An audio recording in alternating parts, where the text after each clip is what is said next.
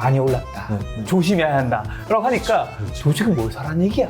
요즘은 그거에서는 조금 더 한 단계 넘어서시는 게 맞는 것 같아요. 그래도 잘 될 건 전기차는 잘 될 것 같아요. 라고 하면 당연히 그 주식을 사야 되는 거죠. 다만 사는 타이밍은 다른 얘기예요. 오늘 주제는 바로 ETF 주식 투자 편입니다.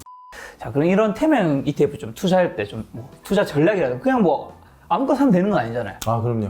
어떤 ETF가 어떤 룰로 어떤 그릇에 담았는가를 먼저 네. 잘 찾아보셔야 될 것 같아요.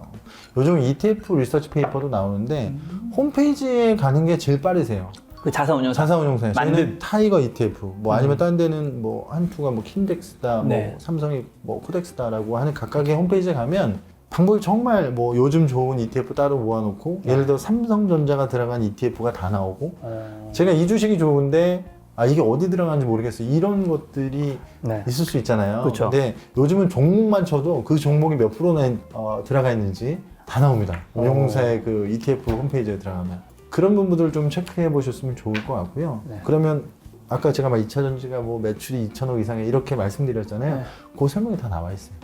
그래서 그리고 PDF 이제 그렇죠. 보시면 이런 기업이 그런 기업이구나. 종목 구성. 예. 이 지수는 이 ETF는 요런 룰로 만들었구나. 네. 종목은 몇 개를 넣어놨구나. 라는 걸 알 수가 있기 때문에 그렇게 좀 하시면 좀 편안하실 것 같아요. 예. 그럼 그 안에 구성은 네. 시간이 지나면 좀 바뀌기도 하는 건가요? ETF마다 틀린데 1년에 2번 정도 정기 변경을 합니다. 저희 2월, 8월에 이제 저희가 지수 발표하고 내년 2월 되면 변경을 하죠.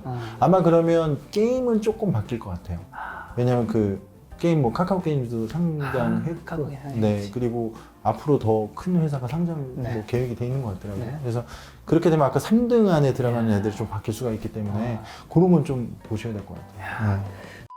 이제 뭔가 ETF 살려고 해요. 네. 뭔가 좀 괜찮은 네. ETF 좀 혹시 추천 가능한 어떤 것들이 좀 있는지 좀 알려주시면. 아까 말씀드린 두 가지는 좋은 것 같습니다. 네, 나스닥 100은 이미 검증이 좀 돼 있어서 뭐 미래 산업, 이게 잘 될 것 같아. 네. 그리고 기술을 가지고 있어. 네. 그리고 앞으로 시대는 이렇게 변할 것 같아. 라고 하는 것들은 당연히 해외에선 나스닥 100 같은 경우가 좋을 것 같고요. 네.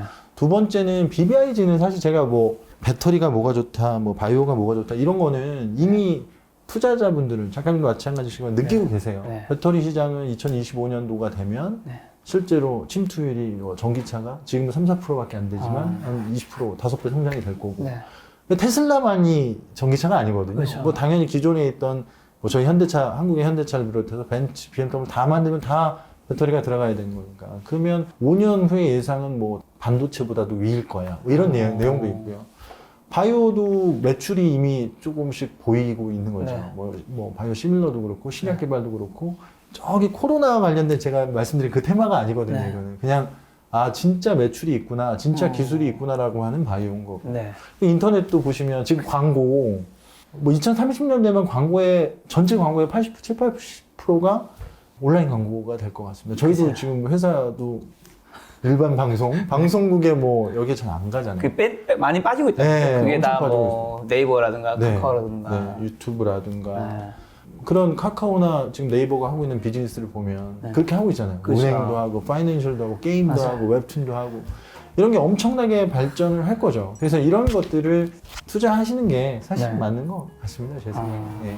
어쨌든 지금 미래에서 자산운용에서 하고 있는 거는 타이거 미국 나스닥 100. 네. 그렇죠. 요거는 현재 올해 수익률이 혹시 100%?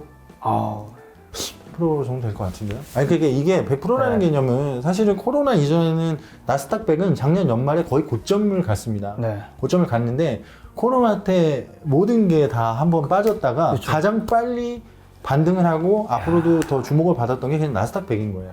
예, 왜냐면 뭐 언택트 시대에 가장 그럼 뭐가 제일 좋겠냐 또 얘기가 나오니 네. 그것도 똑같습니다. 뭐 애플, 뭐 클라우드에 아니, 아까 아마존 이런 것들이 그대로 올라왔던 거죠. 이 타이거 미국 나스닥 100 그래프는 아름답죠. 미국 지수 그래프랑 똑같네요. 네, 아름답습니다. 굉장한 우상향이네. 굉장히 아름답습니다. 야, 한국 코스피 박스권이랑 굉장히 다르네요. 네. 퇴직연금에서 네. 가장 많이 매수한 종목이 저 종목입니다. 아, 진짜요? 제가 이제 통계를 해서 아까 퇴직연금이 이제 1조 올해 안에 늘었다. 네. 연초 대비해서 1조가 늘었는데 가장 많이 사는 종목이 저 종목입니다. 왜냐하면 이따 퇴직연금 할 때도 말씀드리겠지만 세금도 원래 배당 소득 내야 되죠. 네. 근데 퇴직연금 계좌 또는 개인연금 계좌에서는 이게 과세이연이거든요. 세금을 안 냅니다. 나중에. 예, 그거 좀 이따 설명드리는데. 네. 그래서 제일 많이 매수한 1위 종목이 타이거 미국 나스닥100. 야, 수익률 다 좋으셨겠네. 네. 기본적으로 또 레버리지 인버스 아까 투익하지 말라고 네. 말씀드렸잖아요. 퇴직연금은 또 그 개인연금 그게 안 되기 때문에. 네. 올해 아마 개인들이 즐거우셨던 거는 아마 저런 쪽, 예, 연금 계좌에서 하신 분들은 좋으실 것 같아요. 근데 퇴직연금은 되게 좋은 것들이 결합이 돼 있거든요. 뭐, 일단 장기, 네. 퇴직할 때까지 해야 되고. 근데 ETF라고 하는 것도 분산인 거고. 그 아까 세제 혜택 잠깐 말씀드렸죠? 예, 원래 15.4% 이런 것들 내야 되는 것도 과세이연에서 나중에 물론 연금소득세 냅니다. 한 3.3에서 5.5% 이렇게 내는데 네. 모든 되게 종합적으로 퇴직연금, 개인연금이라고 하는 건 되게 좋은 것 같아요. 왜냐하면 장기 뭐 말씀드린 여러 가지 세제 혜택 그리고 양질이지 않습니까? 어쨌든 예. 저희가 이게 또 적립식이 되는 거고 매달 받으면 또 넣는 거. 그래서 이런 퇴직이나 개인 연금에 맞는 상품이 뭔가 이게 저희 회사가 편안한 노후를 보내시게 하는 게 저희 회사의 또 그쵸. 이런 뭐 모토, 슬로건이기 때문에 그런 쪽에 많은 상품 개발을 많이 하려고 노력하고 있습니다. 네. 말씀 들어보니까 이런 식의 투자는 존니 대표님이 굉장히 좋아하시죠. 존니 대표님, 네, 저 많이 장기 보고 투자, 있어요. 네. 분산 투자, 네, 오랫동안 저 마켓 타이밍 하지 마라. 네, 맞습니다. 근데 주식하면 마켓 타이밍이 많이 되는 것 같아요. 네. 네, 이렇게 타이밍을 보려고 보는 게 아니라 좀 그런 부분들이 있더라고요. 그래서 이 ETF는 좀 그런 면에서 저는 개인적으로 좀 편안하다라고 생각이 됩니다. 연금 지금 ETF 핫하다는 거잖아요. 네, 맞습니다. 자, 그걸 왜 해야 되는 걸까요? 제가 여전히 모르시는 분이 많으실 것 같아요. 네, 연금 ETF를 네. 해야 되는 이유는 여러 가지가 있습니다만 네. 첫 번째는 양질의 자금이죠. 매달 뭐 퇴직금이 몇십만 원이든 계속 뭐 들어오니까. 몇백만 원이든 또 제가 내는 개인연금이든 일단 양질의 자금입니다. 그리고 두 번째는 롱텀한 또 자금이 될 수밖에 없는, 물론 퇴직을 하면 찾을 수가 있지만 될 수가 없기 어쨌든 때문에 몇십 년 동안. 몇십 년. 그러니까 급여 소득자로서 시작하니 보통 30년 내 직장 생활에 뭐 이렇게 표현들 많이 하시잖아요. 그러니까 결국은 제 노후 자금을 준비하는 거기 때문에 그 상당히 중요한 제 포트폴리오가 되는 거죠. 네. 물론 뭐 여유 자금이 있어서 주식을 살 수도 있고 뭐 ETF 할 수도 있고 펀드도 할 수도 있지만 매달 하고 있는 것들에 대해서 미래를 바라보고 어떤 걸 투자하는 이 부분이 상당히 중요합니다. 네. 그리고 아까 세금 문제도 제가 말씀드렸는데 개인연금 마찬가지 퇴직연금 IRP 포함해서 아까 배당소득세 15.4% 네. 기본인 거예요. 물론 해외에 상장된 ETF는 22% 양도소득세를 내고 있습니다. 네, 근데 그쵸. 지금 이 15.4% 배당소득세도 과세 이연을 시킬 수가 있다는 거 하나가 첫 번째고, 두 번째는 아직까지는 연금에 대해서는 세액공제를 해줍니다. 네, 급여 소득에 따라 좀 틀리긴 한데 기본적으로 개인연금 400만 원이고요. 네. DC나 IRP 같이 그 퇴직연금 추가 납입금까지 하면 최대 700만 원까지는 세액공제를 받을 수가 있어요. 그래서 뭐 저 같은 저희 또 많은 분들이 급여 소득자시기 때문에 네. 그런 연금에서의 ETF는 분명히 좀 필요하다라고 양질의 자금을 가지고 세액공제도 받고 내 먼 미래를 위해서 좋은 그런 ETF에 투자할 수가 있기 때문에 그래서 ETF는 꼭 이건 뭐 하시는 게 좋을 것 같아요. 말씀을 들었을 때 너무 좋은 것 같네요. 너무 거의 좋은데 꼭 해야 되는 것 같은데. 네, 그리고 이게 네. 증권사를 통해서만 ETF나 이렇게 매수할 수가 있었던 것들이 바뀔 겁니다. 바뀔 건데 퇴직연금이나 연금 시장은 360조 원 어마어마한 시장이에요. 근데 지금까지는 금리가 괜찮았어요. 네. 1%가 아니었죠. 이제 예금금리가 1%가 아니었기 때문에 그래도 뭐 나는 위험한 것보다는 그래도 한 4, 5%라도 예, 뭐 또는 3, 4%까지도 이렇게 좀 견디셨던 것 같아요. 투자자분들이. 그래 뭐 안정적으로 운영하는 게 좋을 것 같아 했는데 지금 이제 다 1% 밑으로 내려와 버리니까 저금리 시대가 이제 되니까 투자할 수 있는 것들을 찾으시는 거죠. 그래서 이런 시대에는 내 퇴직금을 그냥 저금리에 뭐 예금에 맡겨놓기보다는 먼 미래인데 그리고 뭐 되게 많습니다. 안정적인 ETF도 많습니다. 뭐 부동산 리츠, 뭐 고배당, 뭐 인컴형 그냥 인컴만 따박따박 5%씩 나오는 것 그런 ETF들도 많아요. 그런 거에 투자하는 게 내 퇴직금을 위해서 좋은 거 아닌가 이렇게 생각합니다. 자, 그러면 이제 해야 되는 명분, 이유까지는 알았어요. 네. 자, 그럼 개인연금, 퇴직연금이든 그렇게 자기 계좌에서 ETF 투자하는 방법죠. 어렵지가 않습니다. 사실은 근데 개인연금은 증권사에 가서 개인연금 계좌를 만드시면 돼요. 퇴직연금은 회사에서 좀 관장을 하고 있기 때문에 회사에서 증권사를 안 쓰고 은행이나 보험사를 쓰고 계시면은 사실 ETF는 조금 어려울 수도 있습니다. 근데 이제 제가 알기로는 일반적인 회사들도 이제 이 변화, 왜 우리 회사는 퇴직연금 증권 계좌가 없어요. 뭐 그래서 보통 하나씩은 다 가지고 네. 있어요. 그래서 그거를 증권사로 바꾸셔요. 그러면 HTS든 MTS든 그냥 계좌가 하나씩 생긴 거죠. 저한테는 연금 계좌가 하나가 생긴 게 된 거고요. 네. 매매하는 방법은 네. 주식과 똑같습니다. 아, 똑같네요. 네. 아까 쳐보셨지만 나스닥 100. 또 관심 종목에 이런 걸 넣어놓으면 돼요. 네. 넣어놓고 매매하시면 됩니다. 근데 ETF에 아까 제가 단점할 때 설명 안 드렸는데 그 가치라는 걸 아까 말씀드렸잖아요. 네. 리퀴디티 프로바이더라고 LP들이 있습니다. 그러니까 LP. 적정한 가격을 만들어 주거든요. 네. 예. 그래서 그 LP들 그 괴리율만 좀 조심하셨으면 좋을 것 같아요. 괴리율. 네, 괴리율. 원래 ETF가 10,000원이 정상적인 가치인데 네. 물론 제가 10,000원이 정상적인 가치인데 9,000원을 사면 되게 좋은 거죠. 좋은 거죠. 좋은 건데 이게 지난번 그 원유 ETN 사건도 적정 가치 10,000원인데 이게 18,000원에 거래되고 이래서 그랬더라고요. 네. 근데 사람들이 적정 가치라는 게 모르니까 이게 사면 늘어나는 줄 아니까 그 적정 가치에서만 잘 사시면 돼요. 개인연금은 그냥 증권 계좌 가서 네, 가서 그냥 저희가 주식 계좌 개설하듯이 네. 가서 개인연금 계좌를 개설하시면 돼요. 개인연금 계좌 만들러 왔습니다. 네, 그냥 얘기하시면 됩니다. 거기 가서 개인연금 계좌 하나 만들어주세요. 알겠습니다. 똑같습니다, 그러면. 네. 그러면 그 계좌는 이제 자기가 원래 하는 계좌랑 다른 계좌가 하나 만들어지고. 다른 계좌가 만들어지는데, 이제 그거는 연말에 세액공제를 받으실 때나 그런 용도, 또는 나의 앞으로의 연금이 국민연금, 퇴직연금도 있지만 나의 개인연금 하나 더 만들어 놓고 네. 그 용도로 쓰시거나, 네. 대개서 요즘 뭐 현명하신 분들은 진짜 개인연금 계좌 개설해서 400만 원만 딱 넣으시는 분도 있어요. 네. 세액공제만 딱 받고 다른 건 그냥 일반 주식계좌에서 해야지 이렇게. 400만, 1년에 400만 원이라는 거죠. 네. 그럼 그 다음에 한마디로 또 400만 되는 거죠. 그렇죠. 매년 400만 원까지는 세액공제를 해주니까. 한마디로 그러면 400만 원씩 계속 그냥 더 넣는다. 400만 원, 800만 원, 네. 1600만 원 이런 식으로 생각하면 그러면 그 제도를 100% 활용할 수 있는. 네. 세액공제도 받고 뭐 먼 노후 자산을 또 네. 다른 계좌 하나로 가져가는 거기 때문에 좋은 방법인 것 같습니다. 그러면 이제 이런 연금형 ETF 한마디로 장기 투자 되는 거고 분산 투자 되는 거고 네. 이런 것들 장점이 있는데 네. 혹시 뭐 이건 단점이 없을 것 같은데 단점이 있나요? 단점은 바로 찾지 못한다는 거. 못 찾나요? 아니 찾는데 그러면 아까 얘기한 세금 부분에서 이론 받은 거를 다시 또 이제 뱉어내야 돼요? 뱉어내야 되는 부분들. 약간 적금 예약하는 거 비슷한 느낌인가요? 약간 안 냈던 세금을 나중에 되니까 네.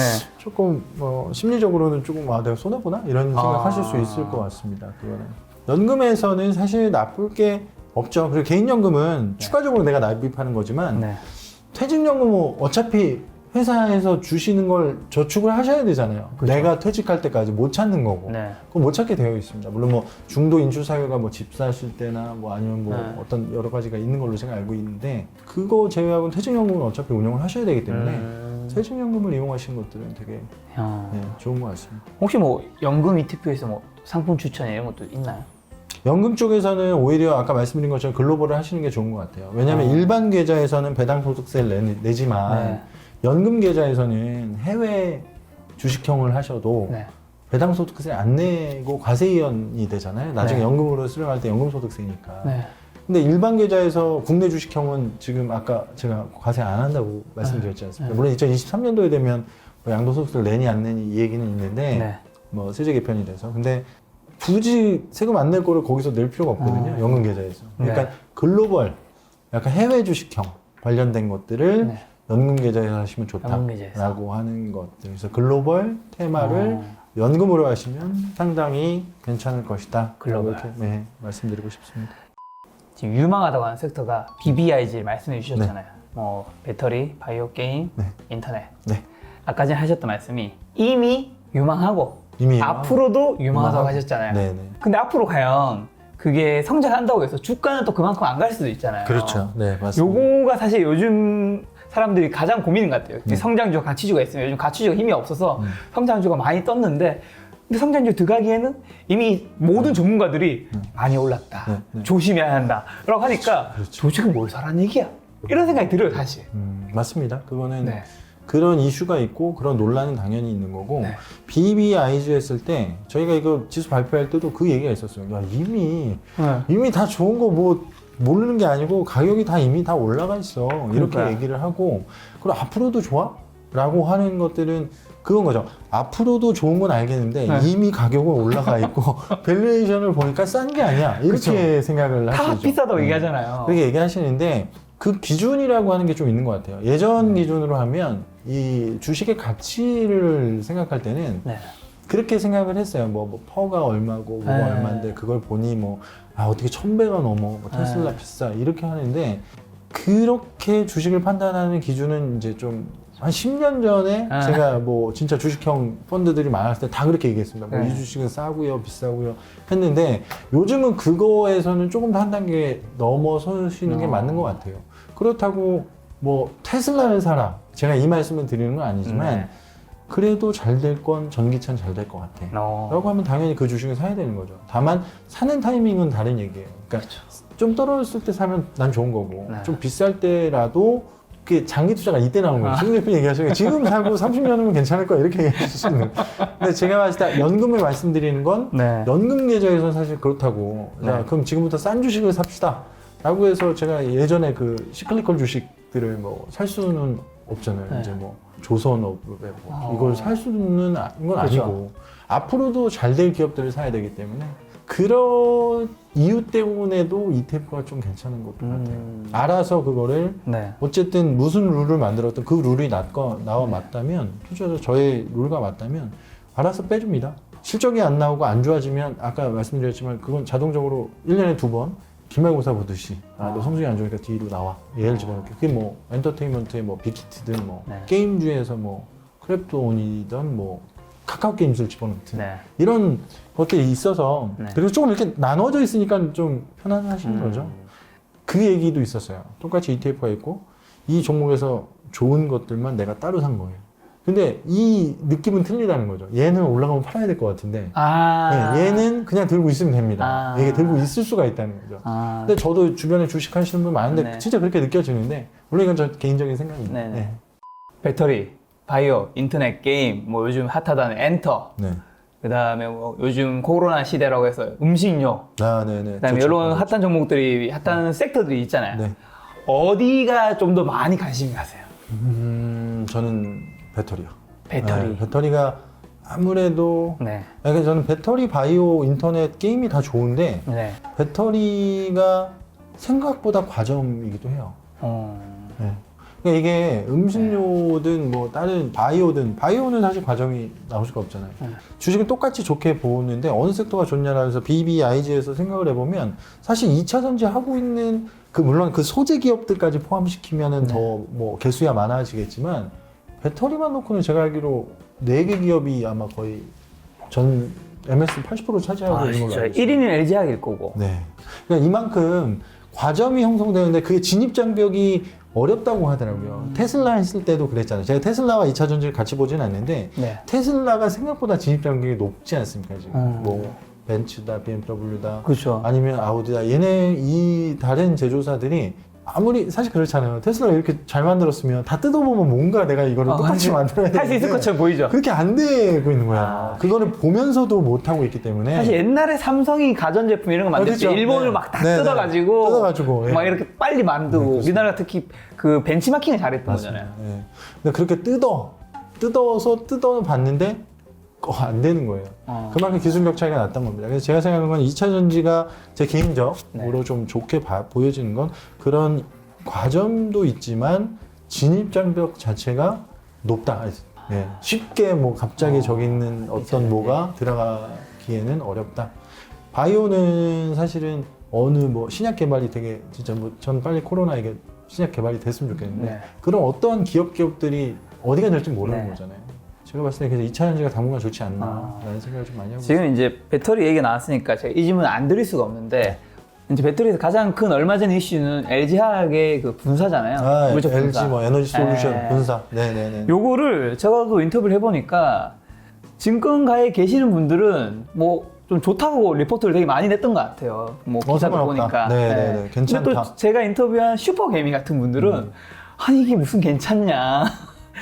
실제로 굉장히 안 좋아질 수 있고 예전에 삼성물산 그렇게 갈 수도 있는 거다고 하는데 이제 본부장님은 어떻게 개인적으로 좀 보시는지.